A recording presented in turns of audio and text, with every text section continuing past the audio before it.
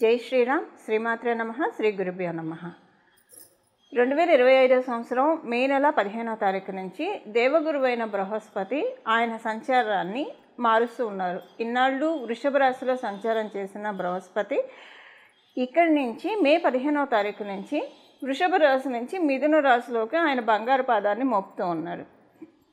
మిథున రాశిలోకి ఆయన ఆగమనము ద్వాదశ రాశుల వాళ్ళకి ఎలాంటి ఫలితాలని ప్రసాదిస్తుంది, ద్వాదశ లగ్నాల వాళ్ళకి ఎలాంటి ఫలితాన్ని ప్రసాదిస్తుంది అన్న విషయాన్ని మనం తెలుసుకుందాము.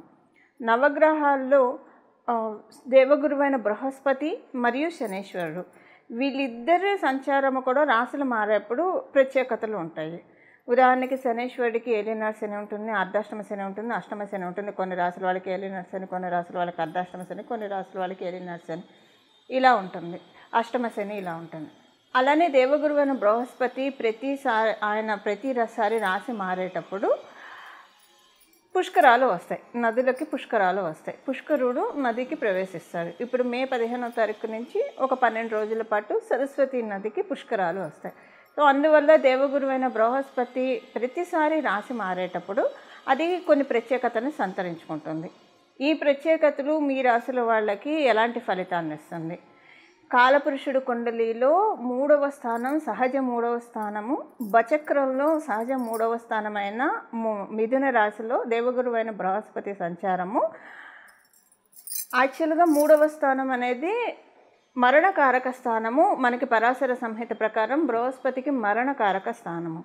కాకపోతే అదే పరాశర హోరాశాస్త్రం చెప్పే విషయం ఏంటంటే 3వ స్థానాల్లో గురు భగవానుడు యొక్క సంచారము సౌభాగ్య యోగాన్ని కూడా ప్రసాదిస్తుంది.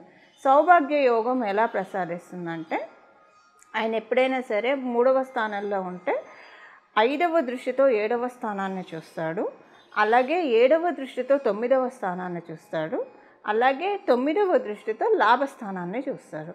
సో అంటే ఆయన దృష్టిలన్నీ మంచి స్థానాల మీద పడుతున్నాయి. ఇప్పుడు 7వ స్థానం సప్తమ స్థానం అంటే వ్యాపారం బాగా సాగుతుంది, వివాహం కాని వాళ్ళకి వివాహం అవుతుంది, అలాగే వైవాహిక జీవితంలో పొరపచ్చాలు ఏమన్నా ఉంటే అవి తొలగిపోతాయి.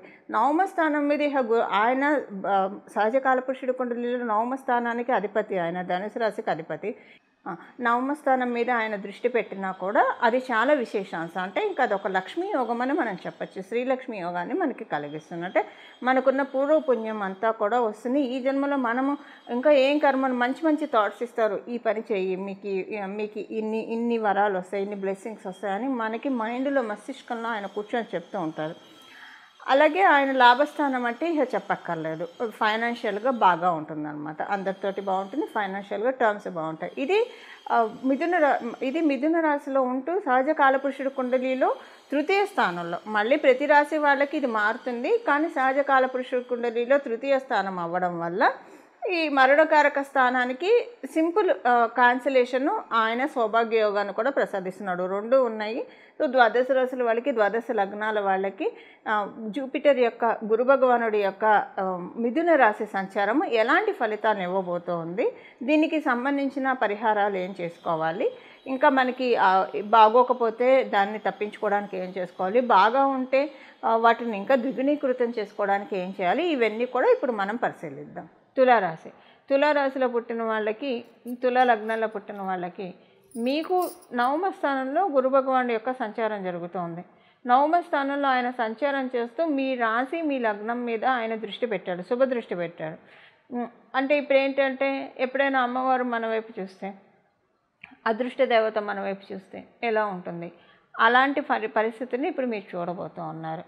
ఎప్పుడైనా సరే గురు భగవానుడు లగ్నం మీద దృష్టి పెట్టినా, లగ్నంలో ఉన్నా పరిపూర్తిగా జీవాన్ని ఆయన ప్రసాదిస్తారు. ఇప్పుడు తులారాశి తులా లగ్నంలో పుట్టిన వాళ్ళకి జీవం వస్తుంది. చాలా మంచి జీవాన్ని మీరు చూస్తారు. మీరు ఆరోగ్య సమస్యలతో బాధపడుతుంటే ఆరోగ్య సమస్యల నుంచి గట్టెక్కుతారు. మానసిక సమస్యలతో బాధపడుతుంటే మానసిక సమస్యలు అన్నీ కూడా తొలగిపోతాయి. అలాగే మీరు వివాహం కాకుండా ఇబ్బంది పడుతుంటే, ఇలా మన నిత్య దైనందిన జీవితంలో ఏ విషయంలో అయితే మీరు బాధపడుతున్నారో అలాంటి విషయాలన్నింటిలోంచి మిమ్మల్ని గట్టెక్కిస్తున్నారు. ఫైనాన్షియల్గా ఇబ్బంది పడుతుంటే ఫైనాన్షియల్గా బాగుంటుంది. వివాహం కాకుండా మీరు బాధపడుతుంటే వివాహం అవుతుంది. వివాహం అయ్యి రిలేషన్ సరిగ్గా లేదనుకుంటే అది సెట్ రైట్ అవుతుంది. ఇలాగా మిమ్మల్ని గురు భగవానుడు పరిపరి విధాలా రక్షించే స్టేట్లో ఇప్పుడు ఉన్నాడు. అలాగే మీకు తృతీయ స్థానం మీద ఆయన సప్తమ దృష్టి చూస్తూ ఉన్నాడు.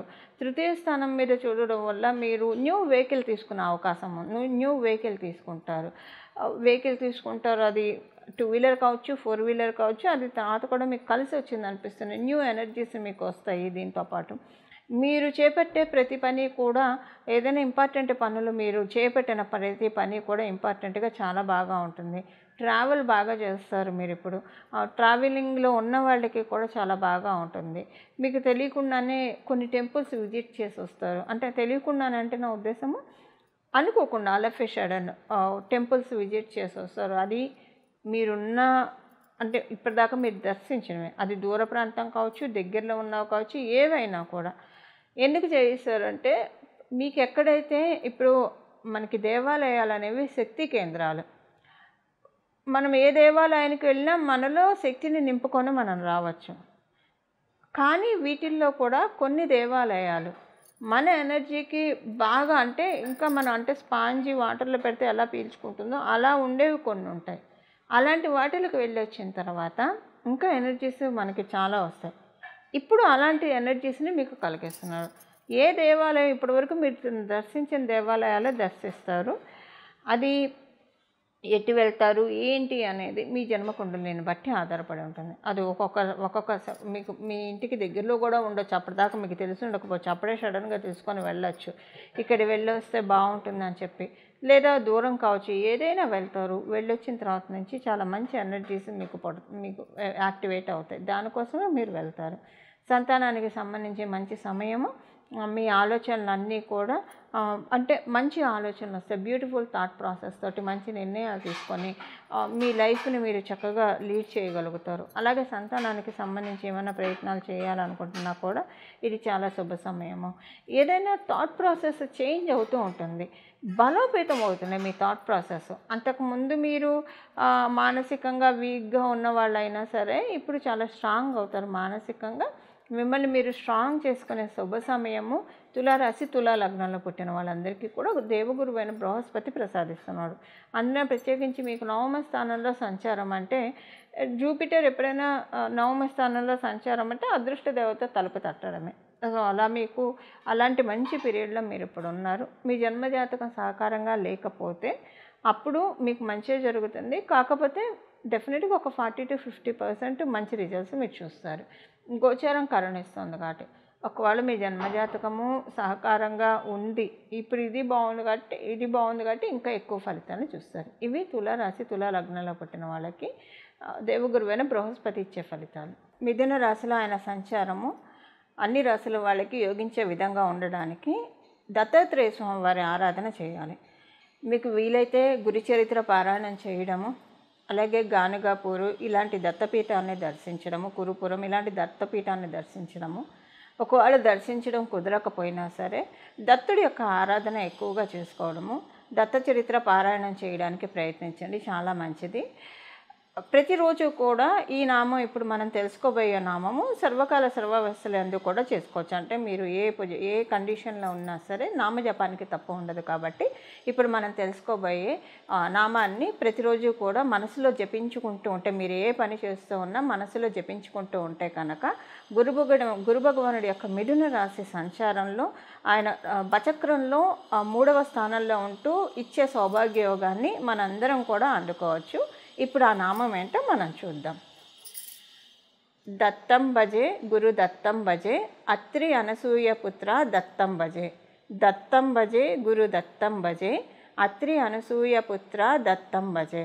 దత్తం భజే గురు దత్తం భజే అత్రి అనసూయ పుత్ర దత్తం భజే.